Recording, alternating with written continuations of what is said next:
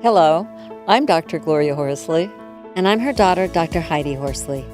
Heidi and I want to welcome you to Open to Hope Conversations, the podcast. We believe that the greatest gift you can give yourself after a loss is hope, using this moment to connect with others who have not only survived but thrived. So let's get started.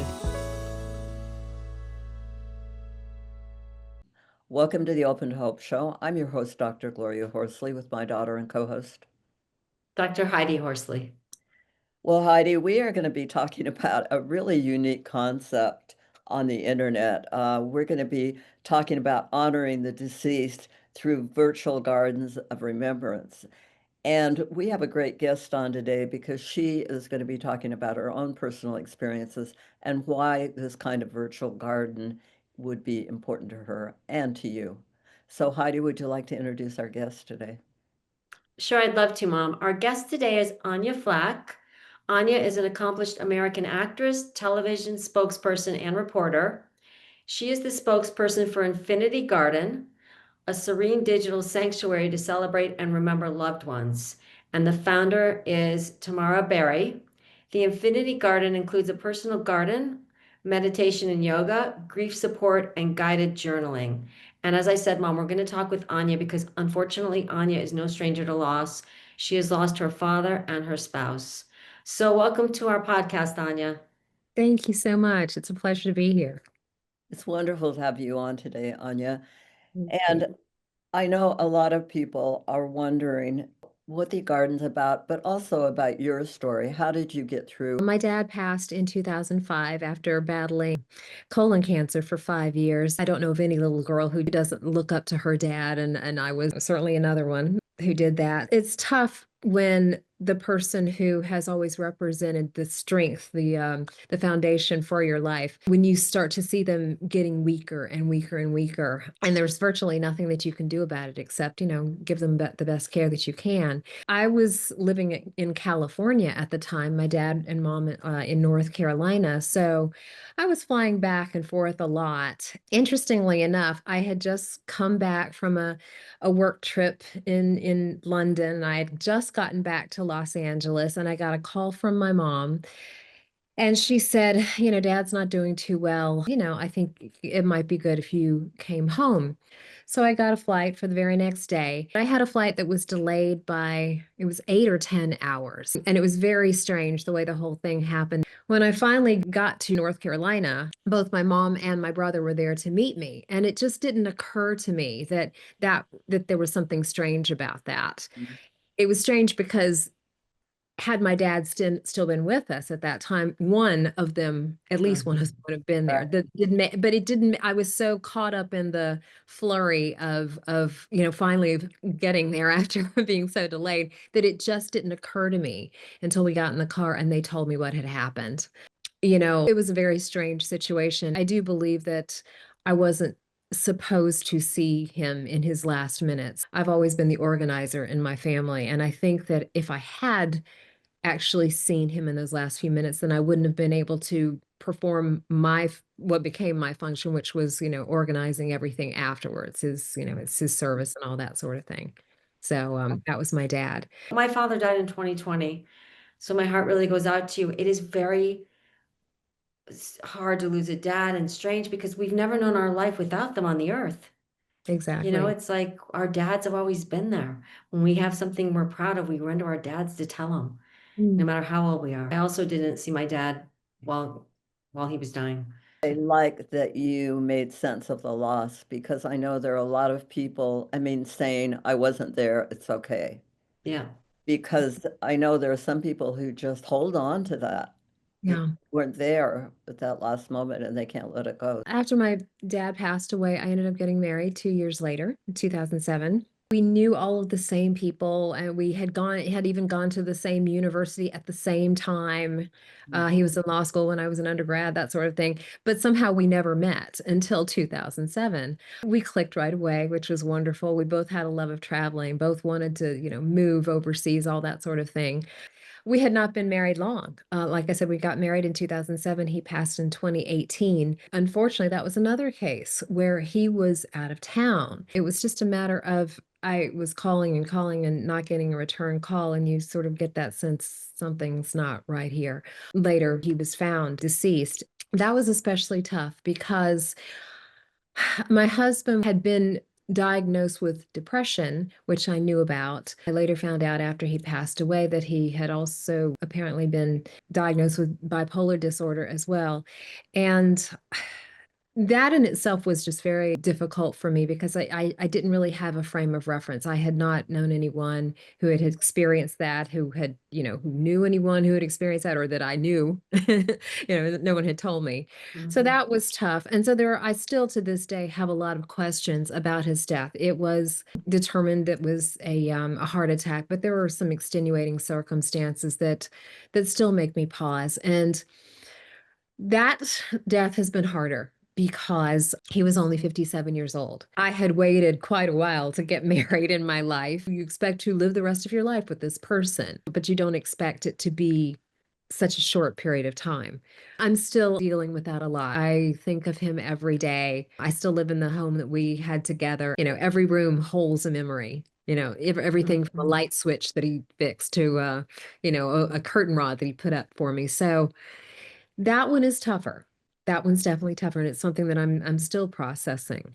So, Yeah, a sudden death like that yeah, is shocking.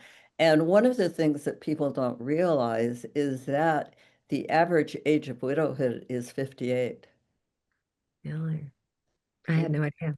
which is pretty surprising because you're a young woman and you've lost your spouse. One of the things that's hard about spouse loss, it's an identity loss, Mm, because you're called somebody's wife. I mean, you're part of a unit of two. And suddenly it's like, wait a minute, am I single? I'm a widow, but I'm young. I mean, it's just, who am I now? mhm, Absolutely. And then any plans that you might have made with that person, Mhm. and suddenly, wait a minute. As you say, who am I now? What do I do now? mhm. And like you said, you thought you were going to grow old together. You Exactly. thought you had many years together. Now, I wondered what you do and what you did after he died to cope with this. I'm a woman of faith, so I did a lot of praying. I do a lot of praying still to this day. Very slowly, I've sort of come to a peace with it, through my church, through meditation, and through prayer. Another thing that I did is I would post pictures on anniversaries, on birthdays, that sort of thing, on some different sites. And that was helpful and has been helpful to some extent, to get to go back and sort of look through the memories, that sort of thing. Talk about your virtual gardens. Well, the difference with Infinity Garden, what I found and what the creator of this platform found was that most sites that we came across have been a bit static. They didn't offer much in the way of personalization as well. So Infinity Garden is a digital sanctuary. It's a wonderful way to remember your loved one. You can meditate, you can find comfort in beautiful, immersive environments that you create yourself. In the garden, for example, you can plant trees, you can plant plants, you can put little mementos, including photos, things that remind you of your loved one, that make basically the garden grow, so to speak. And it's there as long as you want it to be there. So just like love doesn't end with a loss, this garden is representative of that. Like a garden grows from season to season, as long as you tend to it, it will continue to grow and transition. And you keep adding things to your site in the Infinity Exactly. Garden. Exactly. There's meditation in there, right? There is. It's guided meditation.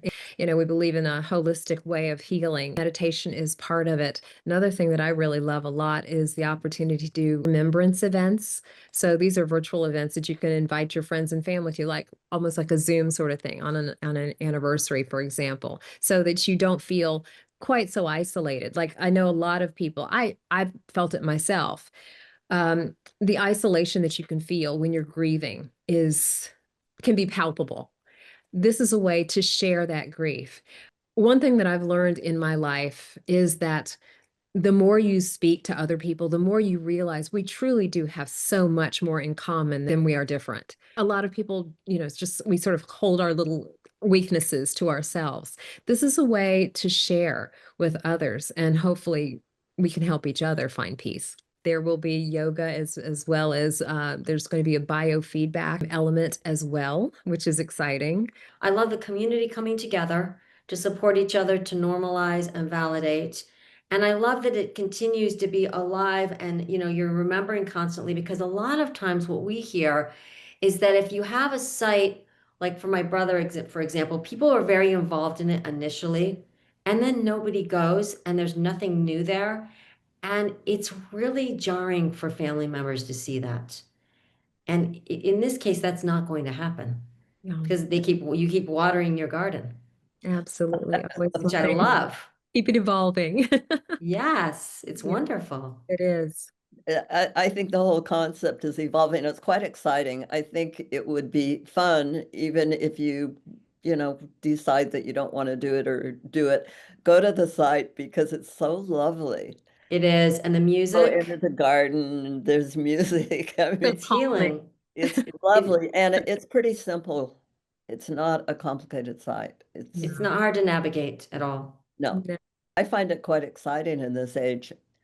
I could see a lot of artificial intelligence going into this site that So true. Collaborations with the spiritual leaders as well as therapists, all sorts of resources that will be able to guide you to. I love that you just said spiritual leaders, because I will tell you we are finding that spiritual aspect to be extremely important to a lot of people. Mhm. Absolutely. Yeah. Well, if you had a piece of advice for somebody who's suffered a loss, what would it be? Grief is a very personal thing, and you have to do it at your own pace. If someone tells you that you just need to get on with things, don't listen. Don't feel bad, don't feel strange. You just do it at your own pace. Love doesn't end just because of a loss. And it just transforms. Infinity Garden is a wonderful way to honor that love. But most importantly, I would say just take your time and do it at your own pace. Thank you. Wonderful advice. Thank you so much for being on our show today. Thank you. Thank you, Anya. I know that your dad and your spouse are your guiding lights in this. I think so too. I definitely still feel them with me. Heidi and I always want to remind you that if you've lost hope, please lean on ours until you find your own, and God bless. I'm Dr. Heidi Horsley.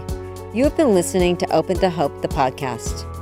You can follow Open to Hope on Facebook, Instagram, and Twitter. To learn more, visit us at opentohope.com and go to Apple Podcasts to subscribe. I'm Dr. Gloria Horsley. Join us again next week for another Open to Hope conversation, where we invite you to lean on our hope until you find your own.